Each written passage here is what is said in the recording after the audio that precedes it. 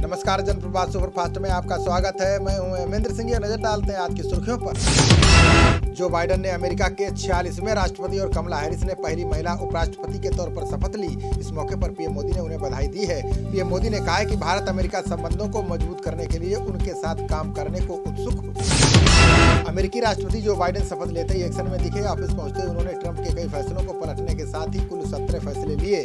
Biden ने राष्ट्रपति के रूप में कई ऐसे फैसलों पर भी साइन किया जिसका वादा उन्होंने चुनाव के दौरान किया था।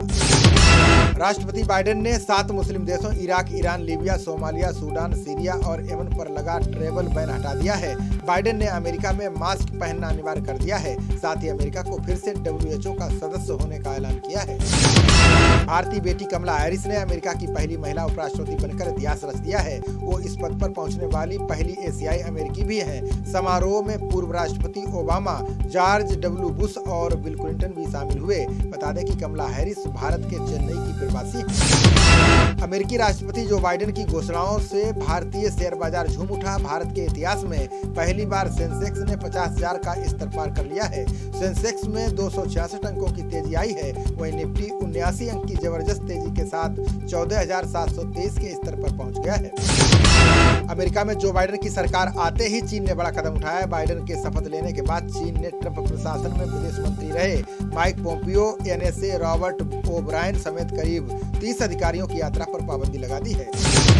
कृषि कानूनों पर किसानों से 10वें दौर की बैठक में सरकार ने कृषि कानूनों को 1 से 1.5 साल तक स्थगित करने का प्रस्ताव दिया है। इस प्रस्ताव को लेकर सिंघू बॉर्डर पर किसान संगठन आज बैठक कर रहे हैं, जिसमें सरकार के प्रस्ताव को लेकर फैसला लिया जाएगा। सुप्रीम कोर्ट की कृषि कानूनों पर गठित कमेटी आज से किसानों से बातचीत शुरू करेगी। वहीं किसानों ने साफ कर दिया है कि वो बात सिर्फ सरकार से ही करेंगे। सरकार और किसानों के बीच 11वें दौर की बैठक कल 12 बजे विज्ञान भवन में होगी। कृषि मंत्री तोमर ने कहा कि हम तीनों कानूनों पर किसान नेताओं से बिंदुवार चर्चा के लिए तैयार हैं। कृषि मंत्री ने कहा कि सरकार और किसान संगठनों के नेताओं की एक कमेटी बना देते हैं। जब तक बीच का रास्ता नहीं निकलेगा तब तक हम कानून को लागू नहीं करेंगे। किसान आंदोलन से जुड़े नेताओं को NIA के नोटिस पर सरकार और किसानों के बीच तीखी नोकझोंक हुई। किसान संगठनों ने आंदोलन को कुचलने के लिए सरकार पर दमन का सहारा लेने का आरोप लगाया। इस पर कृषि मंत्री ने कहा कि किसी निर्दोष को परेशान नहीं किया जाएगा। किसानों ने गणतंत्र दिवस पर ट्रैक्टर तिरंगा रैली निकालने की तैयारियां तेज कर दी हैं। यूपी, पंजाब समेत कई अन्य राज्यों से सैकड़ों ट्रैक्टरों के साथ किसान दिल्ली के बॉर्डर पर पहुंच चुके हैं। दिल्ली पुलिस किसानों को ट्रैक्टर रैली न निकालने के लिए मनाती रही, लेकिन किसान नहीं माने। कृषि कानूनों के खिलाफ अन्ना हजारे ने अपने गांव रालेगढ़ सिद्धि में ही 30 जनवरी से अनशन करने का फैसला किया है। सूत्रों ने बताया कि अन्ना ने रामलीला मैदान में अनशन की अनुमति मांगी थी, लेकिन इजाजत न मिलने के कारण अब वो अपने गांव में ही अनशन करेंगे। राहुल गांधी ने कहा कि ये समझना गलत है कि किसान आंदोलन सिर्फ किसानों के लिए है। उन्होंने कहा कि कृषि कानूनों का असर मध्य वर्ग पर भी पड़ेगा। जब APMC नष्ट हो जाएंगे तो अनाज के दाम आसमान छुएंगे। PM केवल पूंजीपति मित्रों के लिए ही काम कर रहे हैं। केंद्र के प्रस्तावों पर कांग्रेस ने निशाना साधा। पार्टी प्रवक्ता रणदीप सुरजेवाला ने कहा कि प्रधानमंत्री और उनके मंत्री किसानों को बरगलाने में लगे हैं। काले कानूनों को 1.5 साल के लिए निलंबित करने से क्या होगा? सारी खामियां जस की तस रह जाएंगी। इसे खत्म करना चाहिए।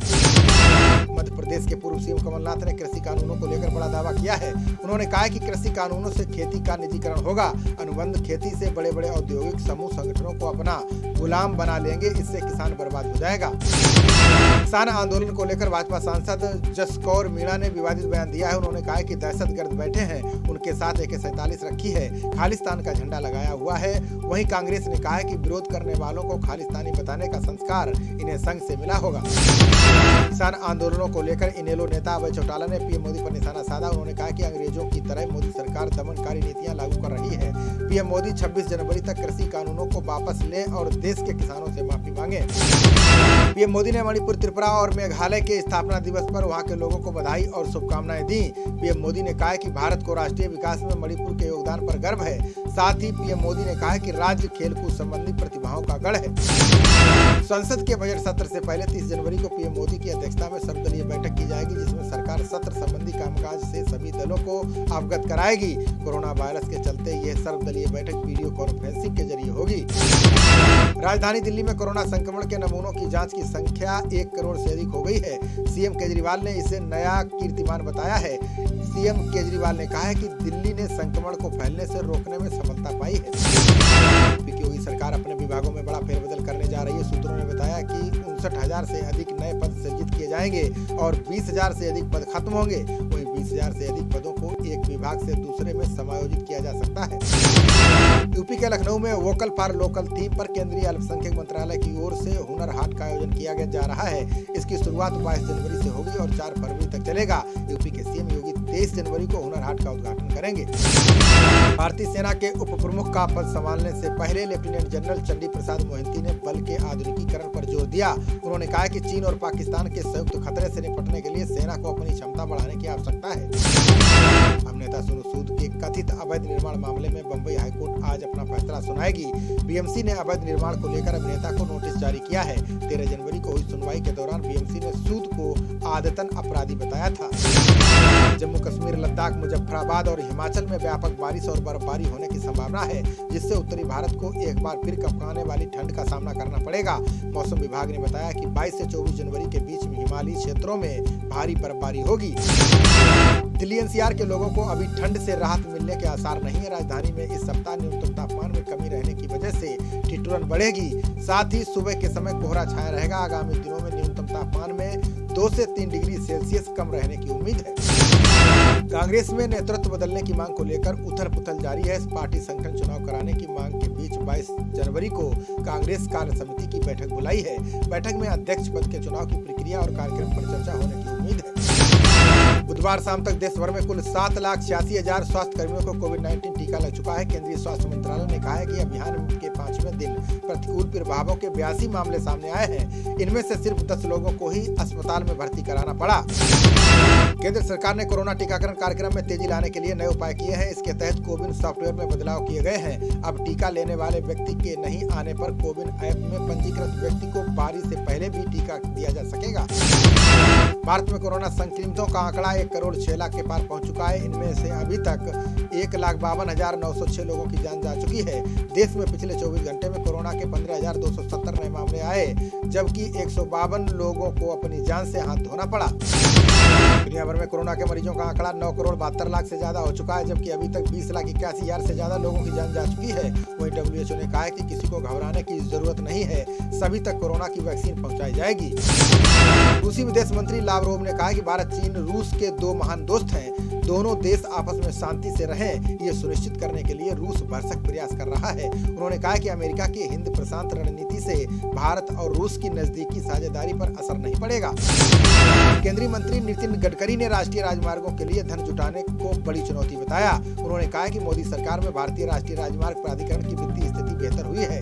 देश का टोल राजस्व 2025 तक प्रति वर्ष लगभग 1.5 लाख करोड़ हो जाएगा। हिमाचल प्रदेश राज्य स्थापना के स्वर्ण जयंती समारोह में गृह मंत्री अमित शाह और भाजपा अध्यक्ष JP नड्डा शामिल होंगे। 25 जनवरी को हिमाचल को पूर्ण राज्य का दर्जा मिलने को लेकर स्वर्ण जयंती समारोह का आयोजन होगा। सीएम जयराम ठाकुर ने ये जानकारी दी। भाजपा अध्यक्ष JP नड्डा आज से यूपी के 2 दिवसीय दौरे पर जाएंगे। इस दौरान वे कई सांगठनिक बैठकें करेंगे, साथ ही कई महत्वपूर्ण कार्यक्रम में भाग लेंगे। 22 जनवरी को लखनऊ में सोशल मीडिया वॉलंटियर्स और प्रबुद्ध वर्ग सम्मेलन को संबोधित करेंगे। सीएम ममता बनर्जी ने कहा है कि मीडिया की आजादी को दबाया नहीं जाना चाहिए। समाचार पत्र उद्योग पतन के दौर से गुजर रहा है। अखबारों को स्वतंत्रता से लिखने नहीं दिया गया तो लोकतंत्र खत्म हो जाएगा। उन्होंने कहा कि दिल्ली से फरमान आते ही सभी का मुंह बंद हो जाता है। भाजपा नेता शुभेंदु अधिकारी ने दावा किया है कि नंदीग्राम से भाजपा का जो भी प्रत्याशी होगा वो ममता बनर्जी को 50,000 वोटों से हराएगा। अधिकारी ने लोगों से सिंगूर आंदोलन के लिए माफी मांगी, जिससे टाटा मोटर्स को ऑटोमोबाइल फैक्ट्री लगाने की योजना को रद्द करना पड़ा था। जम्मू कश्मीर के पूर्व डिप्टी सीएम कविंद्र गुप्ता ने गुपकार गठबंधन पर निशाना साधा। उन्होंने कहा कि गुपकार से सज्जाद लोन का हटना आश्चर्यजनक नहीं है। अवसरवाद के आधार पर बने इस गठबंधन का बिखरना तय है। मुंबई पुलिस ने जावेद अख्तर मानहानि मामले में कंगना रनौत को तलब किया है। एक पुलिस अधिकारी ने बताया कि कंगना को शुक्रवार को जुहू पुलिस के सामने पेश होने के लिए कहा गया था। बता दें कि अख्तर ने सुशांत राजपूत मामले में खुद का नाम घसीटे जाने का आरोप लगाया था। टीडीपी के वरिष्ठ नेता के कला वेंकट राव को पुलिस ने गिरफ्तार कर लिया है। उन पर वाईएसआर कांग्रेस सांसद विजय साई रेड्डी पर हमला करने के लिए उकसाने का आरोप है। वहीं पूर्व सीएम चंद्रबाबू नायडू ने इस घटना की निंदा करते हुए बदले की भावना से की गई कार्रवाई बताया। वेब सीरीज तांडव के खिलाफ देश भर में धरना प्रदर्शन जारी है। यूपी के बाद मध्य प्रदेश पुलिस ने भी निर्माताओं के खिलाफ 2 एफआईआर दर्ज की है। जबलपुर के एसपी अमित कुमार ने बताया है कि वेब सीरीज के खिलाफ धार्मिक भावनाओं को आहत करने का आरोप है। बम्बई हाईकोर्ट ने तांडव के निर्देशक अली अब्बास जफर और अमेजन प्राइम इंडिया की प्रमुख अर्पणा पुरोहित को राहत दी है। अदालत ने मामले में 4 लोगों की गिरफ्तारी पर 3 सप्ताह तक रोक लगा दी है। इससे सभी को लखनऊ में संबंधित अदालत में जाने का मौका मिल जाएगा। संघ प्रमुख मोहन भागवत ने समाज की महिलाओं की स्थिति बेहतर करने पर जोर दिया। उन्होंने कहा कि महिलाएं स्वभाव से ही वात्सल्य देने वाली होती हैं। वे समाज का काम भी पुरुषों से ज्यादा अच्छा करती हैं। मनुष्य की सबसे पहली शिक्षक उसकी माँ होती है। पुरी के जगन्नाथ मंदिर में प्रवेश के लिए आज से कोविड रिपोर्ट की जरूरत नहीं होगी। करीब 10 महीने बाद श्रद्धालु फिर से मंदिर के भीतर प्रवेश कर सकेंगे। जिला प्रशासन का कहना है कि श्रद्धालुओं को सुबह 7 बजे से प्रवेश दिया जाएगा। प्रतिदिन 30,000 लोग दर्शन कर सकेंगे। केंद्रीय मंत्री रामेश्वर तेली ने खाद्य प्रसंस्करण क्षेत्र में अनुसंधान के लिए पोर्टल का अनावरण किया। उन्होंने कहा कि 200 अनुसंधान परियोजनाएं पोर्टल पर उपलब्ध हैं। इस प्रक्रिया से बेहतर पैकेजिंग और मूल्य संवर्धन में मदद मिलेगी। तमिलनाडु की पूर्व सीएम जयललिता की करीबी सहयोगी शशिकला को सरकारी अस्पताल में भर्ती कराया गया है। उन्हें बुखार और सांस लेने में तकलीफ की शिकायत के बाद अस्पताल ले जाया गया। बता दें कि शशिकला कुछ दिन पहले ही जेल से रिहा होकर घर वापस लौटी है। ब्रिटेन की गृह मंत्री प्रीति पटेल ने भारत को बड़ा सहयोगी बताया। उन्होंने कहा कि युवा प्रतिभा के क्षेत्र में भारत के साथ साझेदारी पर चर्चा चल रही है। इससे दोनों देशों के छात्रों और विशेषज्ञों को फायदा मिलेगा। ब्रिटेन ने अपनी स्वयं की ट्यूरिंग योजना शुरू करने की घोषणा की है। टीएमसी विधायक अरिंदम भट्टाचार्य भाजपा में शामिल हो गए हैं। पार्टी के महासचिव कैलाश विजयवर्गीय ने उन्हें पार्टी की सदस्यता दिलाई। भाजपा में शामिल होते ही भट्टाचार्य ने ममता पर हमला बोला। उन्होंने आरोप लगाया कि टीएमसी में आजादी से काम नहीं करने दिया जाता है। आईपीएल 2021 के लिए आधिकारिक रूप से नीलामी प्रक्रिया की शुरुआत हो गई है। 14वें सीजन के लिए नीलामी से पहले फ्रेंचाइजियों द्वारा अपने कई खिलाड़ियों को रिलीज और रिटेन किया गया है। राजस्थान रॉयल्स ने अपने कप्तान स्टीव स्मिथ को रिलीज कर दिया है। राजस्थान रॉयल ने संजू सैमसन को अपनी टीम का कप्तान बनाया है। रॉयल चैलेंजर्स बेंगलोर ने सबसे अधिक 10 खिलाड़ियों को रिलीज किया है। वहीं हैदराबाद की टीम ने सिर्फ 5 खिलाड़ियों को छोड़ा है। ऑलराउंडर मैक्स बेल को पंजाब की टीम में रिलीज कर दिया गया है। खबरों का सिलसिला जारी रहेगा। देखते रहिए जनप्रवाद। नमस्कार।